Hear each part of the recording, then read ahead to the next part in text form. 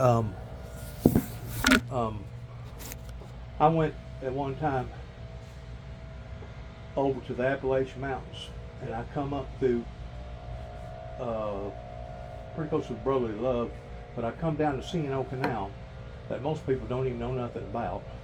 You got to be a history buff to know what the C&O Canal is or was, and it used to be a major transport post that would transport goods that come in through the water bays over there pretty close to Washington D.C. and basically went up beside the Potomac River, but every time it went up, it went up a step, and I think in total it had something like 70 something locks on it.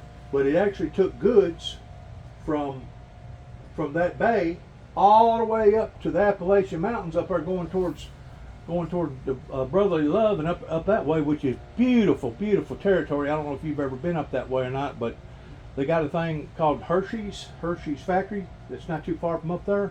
Oh, it make chocolate? Uh-huh. And I wound up going down the C&O Canal. I don't forgot now where I started, but it was one of the most glorious adventures that I think that I'd ever been on in my entire life. I wound up pulling a wagon, started at the northern end, and what I'd do, I'd walk about 15-20 miles, sometimes 30 miles, and then I'd hitch a ride. I'd go back and get my vehicle. I'd take my vehicle down, I'd come back, and I kept bouncing back and forth. I had all summer to do this. But you talk about taking me back in time. You could hear them trains coming for like 25-30 miles away, and you out there in the middle of nowhere. And basically what I'm getting at, pretending to change, is that the C&O Canal was a well-established establishment to bring goods in and out of the mountainside until the Illinois Railroad become in existence. Whenever the iron horse come into existences, that basically shut them down. Because at that point in time, you could bring goods in through the railroad. But in the process of that, in the process of the exchange, the transformation period, there was literal wars up there. There was people that were shooting and killing one another because they felt threatened that their livelihood was going to be rattled, going to be changed. And I guess that goes the same way with trying to tame the land. You know, back in the 1600s, whenever the cowboy and western days, the actual open prairie was actually open. You could go anywhere you wanted to go, and you didn't have to worry about nobody bothering you. But then different farmers or different cattle ranchers started putting stipulations on it, and then the next thing you know, they created barbed wire. Well, you know, whenever they created barbed wire, that also caused people's deaths because people don't want to change. They do not want to change. I don't care what it is. They don't want to change. They want to keep things just like it is. I think they'll be more wanting to change this time than they ever was. Well, I know that's so regarding people in other parts of the world pertaining to your banana Republican countries, because some of those countries right now, Ray, are just absolutely they're hurting so bad. I mean, there's wars on top of wars and skirmishes on top of skirmishes going on right now. If we think it's bad here in America, which it is, go to Mexico. Okay, yeah. Go to South America. Go to Africa. Up there in North Carolina, North Carolina. Where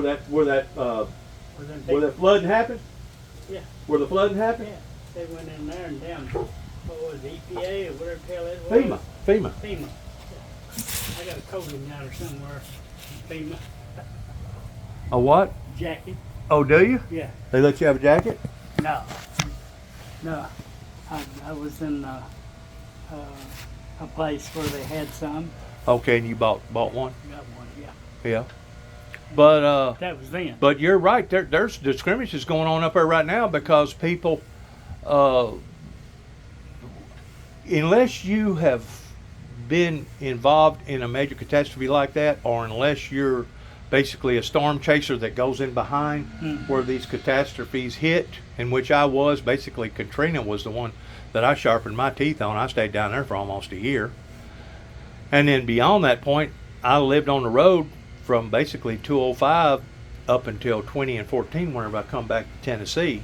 I was basically going from catastrophe to catastrophe. It didn't matter if it was hurricane damage. It didn't matter if it was storm damage. It didn't matter if it was fire damage, tornado damage, or whatever, flood damage. It didn't matter. I was basically living on the road because usually, I don't know how it is now, but usually, whenever a disaster like that happens, that's where the money starts flowing. Oh yeah.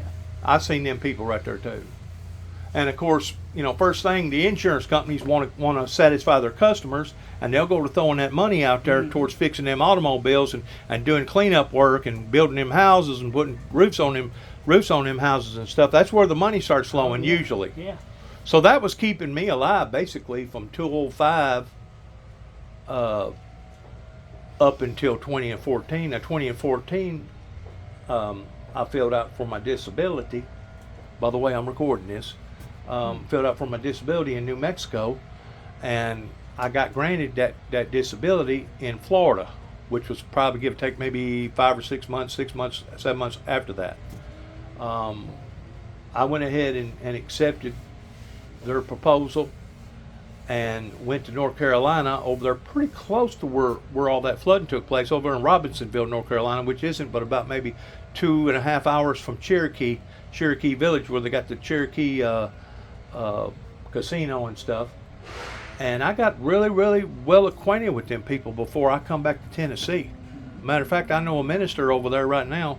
He don't live actually in Robinsonville, but he lives going up towards, I think they call it the Needle or something like that, way up on top, which is give or take about 6,000 feet above sea level.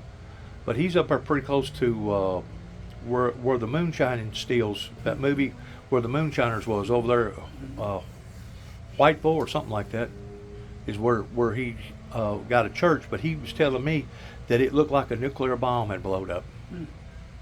A nuclear bomb. He sent a whole team of people at the church up that way, and he said right now they're turning away people. They're being very rude to the public. They're being very rude to the people that live there, and it's almost created an atmosphere of war. Well, he's going to straighten that out too. It's almost created an atmosphere of war. It's on the burner to straighten it out and get rid of them damn people. And them people that thought that they couldn't be fired will be fired. Well, it's one thing if a government can help but chooses not to help adequately, and it's another thing if the government employees is stopping other people from coming in there and are helping them. And that's what they've been doing, Ray. They've been stopping other people from coming in there and helping.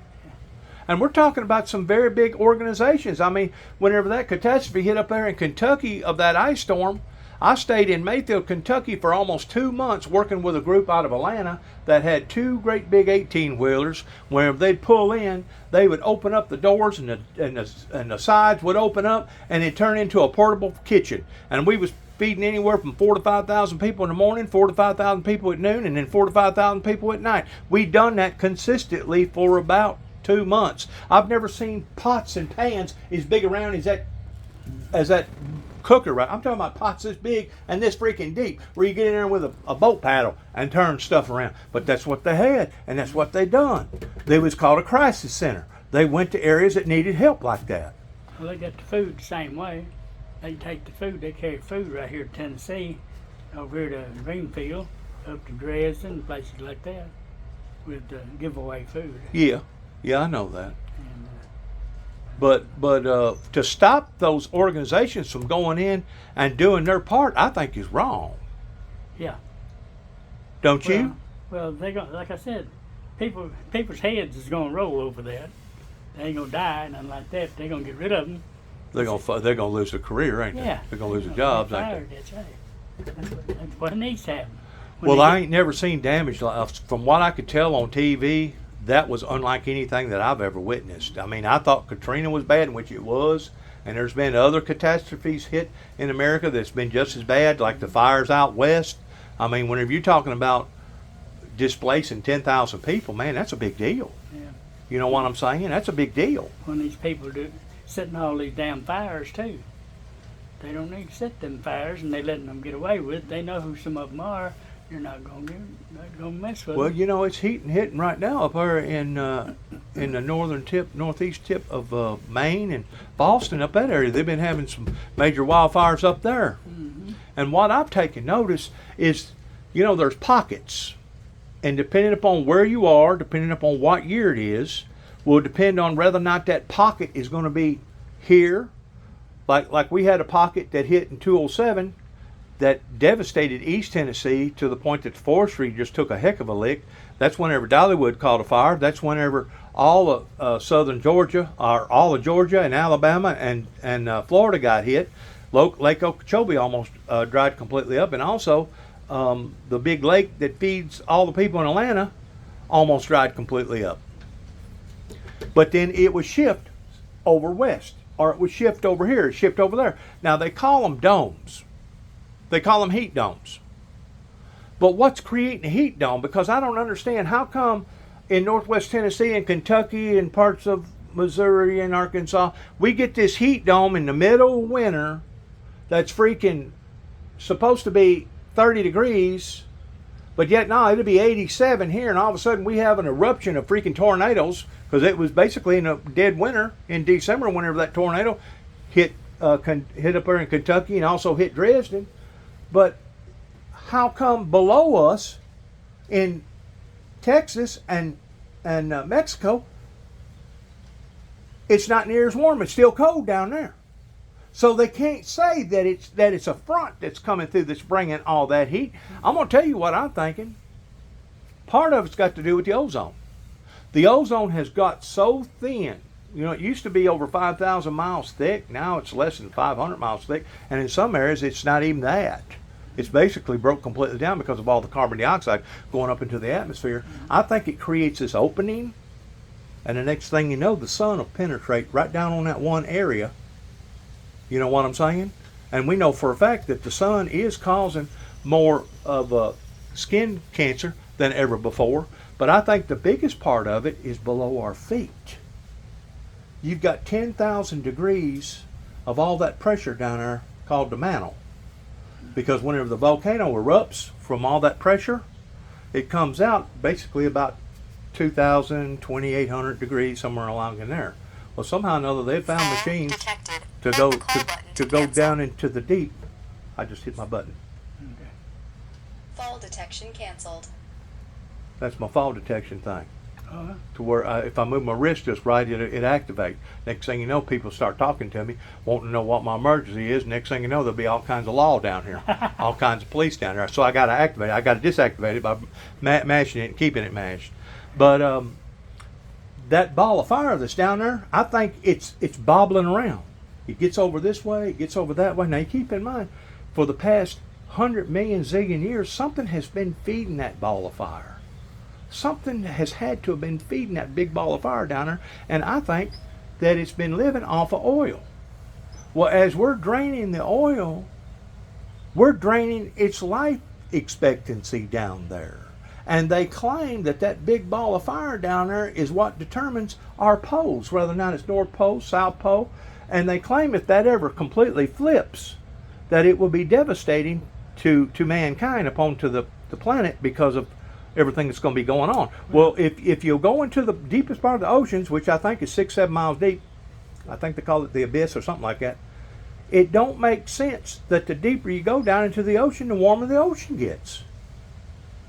I think we're disturbing something below our feet pertaining to draining all the oil resources out of the ground. Now, Donald Trump, he does not agree with that. Donald Trump does not believe that there is a environmental crisis.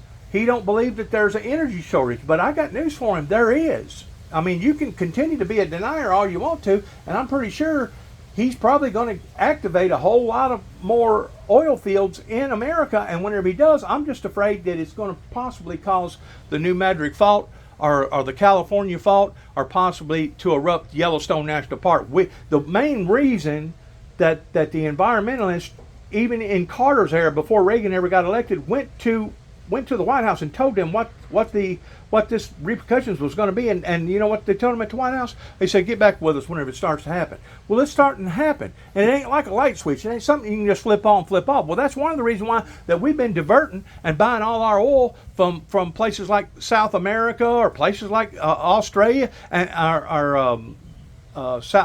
Saudi Arabia, and that's the reason why over in Turkey and all them other places they've been getting these massive freaking earthquakes, is because whenever they drain all that oil out of the ground, it creates a void. You got a big hole there. Plus, that oil was put there for those platelets to move back and forth, and as those platelets are moving back and forth, it's creating friction. What does friction do? It creates heat.